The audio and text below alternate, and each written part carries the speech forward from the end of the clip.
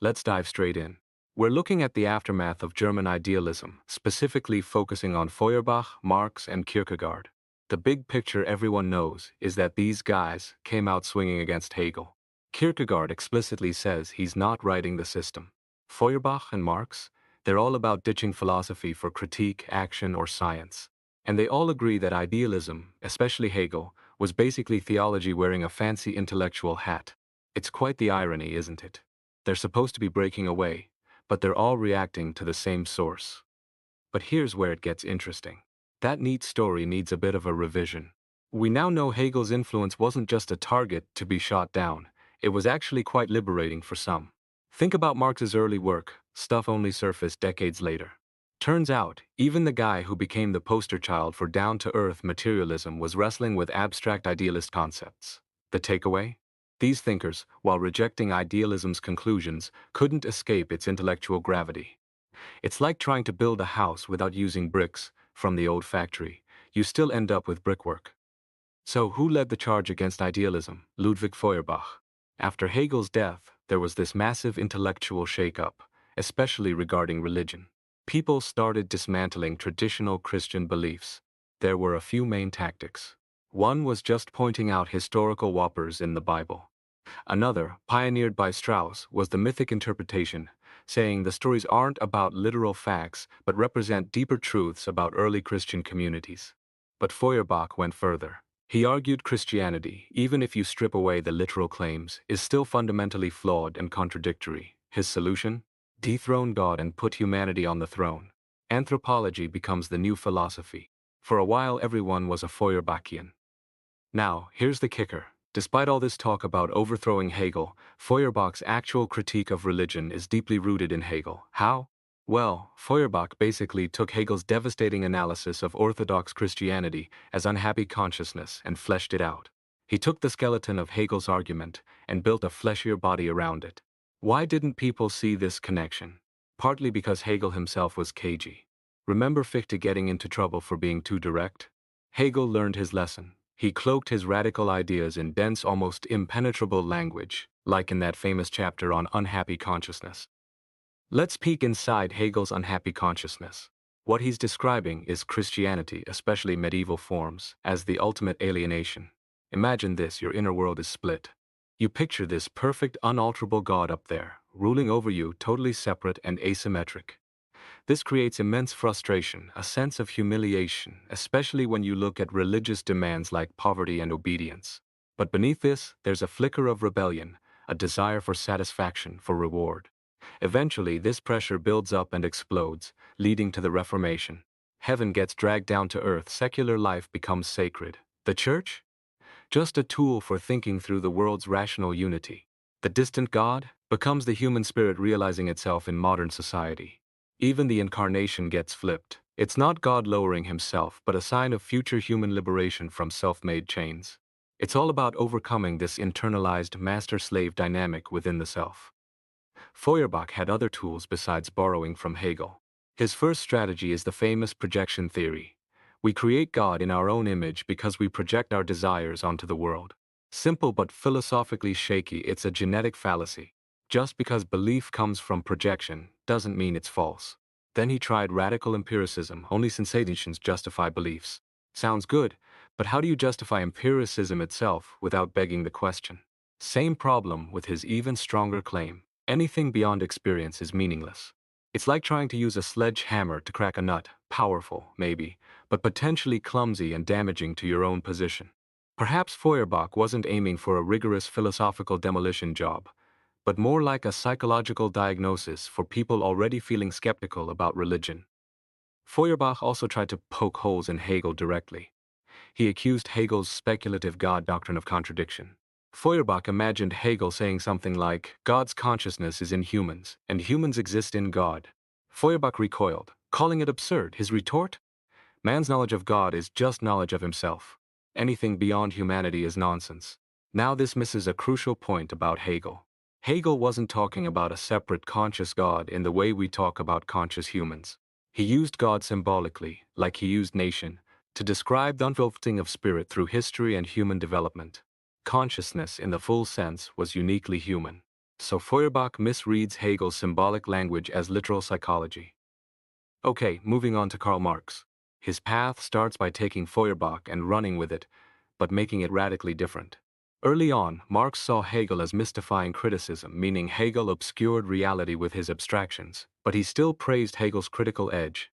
Marx initially called himself a naturalist, not quite an idealist or materialist yet. He felt Feuerbach missed key things Hegel emphasized: how knowledge depends on social history, the role of actual labor, and the dialectical push and pull of progress. Marx wanted to keep the critical fire but ground it differently. Marx launched three main attacks on Hegel. First, he accused Hegel of making everything thought. Marx complained that Hegel discussed wealth or the state only as concepts. But this ignores Hegel's broader project, which did engage with concrete reality, just through the lens of spirit.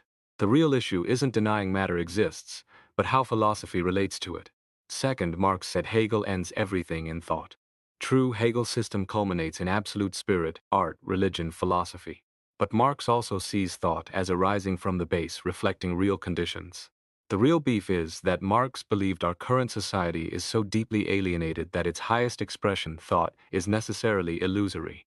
Hegel wouldn't reject non-alienated thought. Third, Marx claimed Hegel rests everything on thought, consciousness causing life. This is a misreading. Hegel believed life itself, including objective spirit, is determined by the underlying notion or logic. It's a rationalist view, not a psychological one, but it's still a form of thought determining reality. This leads to a big question. If Marx thinks philosophy is just ideology, a reflection of deeper forces, then how can he critique ideology? Who's the educator educating the educators? Marx's answer is that his starting points aren't arbitrary philosophical assumptions, but real premises. What does he mean by real? Primarily, hard-nosed economic analysis, the facts of production and exchange. But it's not simple positivism. Finding these real premises requires careful work, arranging the historical material. So, where does Marx get the framework for doing this arrangement? That brings us to his famous preface to his economic work. The preface lays out Marx's historical materialism. It's a blueprint for understanding history. The core idea is that how people produce things, their powers of production, shapes the relationships they have in production. Relations of production. These economic relations form the base, and everything else, laws, politics, culture, ideas, the superstructure, grows out of that base. Crucially, Marx flips Hegel's famous dictum: it's not consciousness that determines being, but social being that determines consciousness. When production methods clash with existing relations, they become fetters. Revolution happens, changing the whole structure. Marx distinguishes between the material changes, which can be analyzed scientifically, and the ideological forms, how people understand and fight these changes. Consciousness arises from material contradictions. History unfolds in stages: Asiatic, ancient, feudal, bourgeois, each with its own potential, and we're nearing the end of this prehistory. Now look closely at this preface.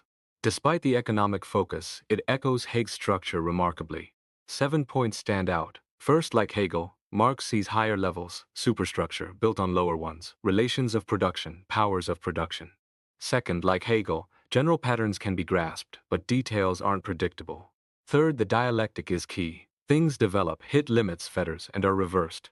Fourth, change happens behind the back of consciousness. People don't fully grasp the forces shaping them. Fifth, no shortcuts, history unfolds fully. Sixth, history has distinct stages. Seventh, history has a direction, a culmination. It's Hegel's grand narrative, but with an economic engine and a different endpoint. So what's the bottom line on Marx? Even though he rejected Hegel's conclusions and focused on economics, his entire framework for understanding history's progression mirrors Hegel's. It seems Marx, in effect, took over idealism's grand project, seeing history as a rational dialectical unfolding towards a final self-fulfilling stage. The only difference is what that final stage looks like. Marx envisioned socialism, Hegel envisioned the mature bourgeois state. The underlying structure, the belief in a necessary, progressive historical logic, remains deeply idealistic. Finally, let's turn to Søren Kierkegaard. Usually we talk about left Hegelians, like Feuerbach, versus right Hegelians, conservative defenders. Kierkegaard cuts across this divide. He agrees with the right that Christianity is valuable, but he agrees with the left that if it's just morality, then the institutional church is dispensable. His main thrust is a rejection of Hegel's idea that Christianity boils down to rational morality. He offers a third way. Interestingly, despite his attacks on Hegel, Kierkegaard actually draws heavily from idealism, particularly Hegel's concept of stages in consciousness. Kierkegaard's famous work, Stages on Life's Way, directly echoes Hegel's phenomenology of spirit. Both map a journey of consciousness. But while Hegel focused on the collective history of freedom, Kierkegaard zooms in on the individual's path. He outlines 4 stages, ordered dialectically: aesthetics, ethics, philosophical religion, and orthodox religion. Notice the sequence: aesthetics first, then ethics, then religion. This structure, this progression through negations, is deeply Hegelian, even if the content and final destination are Kierkegaard's own. Stage 1, the aesthetic. This is all about the individual. Think romanticism, the pursuit of novelty, the interesting constant reflection, irony. It's about maximizing subjective experience, seeing through everything objective. Pleasure and beauty are nice, but the real satisfaction comes from the act of reflecting, from the ironic stance. It's a life lived intensely for oneself. Stage 2, the ethical. Here, priorities flip. Subjective reflection is tamed by objective reason. Others matter more than the self. This could be as simple as following everyday duties, or it could be extreme, like Brutus sacrificing his son for the sake of the law and the community. It's about commitment to the universal, the ethical imperative. Like Kant, Kierkegaard believes this stage involves recognizing the possibility of radical evil. Stage 3, religiousness A. This is where the quest shifts from the finite, self or society, to the truly infinite God. This is the highest point reason can reach, according to Kierkegaard. It involves infinite resignation, giving up finite hopes for eternal value. The night of resignation gains deep unity, self-awareness, and resilience. Nothing finite can disturb such a self because it's detached from finite concerns. It might seem like Hegel's unhappy consciousness, but Kierkegaard presents it positively. However, it's still unsatisfying. The hero remains frustrated, detached from their own finite passion. The self as a finite being is still condemned. This brings us to stage 4, religiousness B, the night of faith. Why isn't religiousness A enough? Because the self, even the resigned self, remains fundamentally split between the finite and the infinite. Hegel might offer a shortcut here: achieve infinitude within the ethical community, within rational society. Freedom means being at home in the system. But Kierkegaard rejects this. He believes the individual has an irreducible dimension, absolute freedom, a connection to God as an individual that no social structure can fully satisfy. So the night of faith embraces both the finite and the infinite. Think Abraham, obeying God, infinite, while still trusting in a future among his people. This is the leap of faith, a paradoxical commitment that defies reason and cannot be justified. Fail this step, and you're left in perpetual despair, torn between the finite and infinite aspects of your own self. So, wrapping up, if today's intellectual climate is defined by skepticism towards rational optimism, then we find ourselves closer to Kierkegaard than to Hegel, Feuerbach, or Marx. Unless some form of rational faith can be revived, the end of idealism might just leave us facing the old dilemma: traditional faith or despair. The ghost of idealism, it seems, still haunts our philosophical landscape,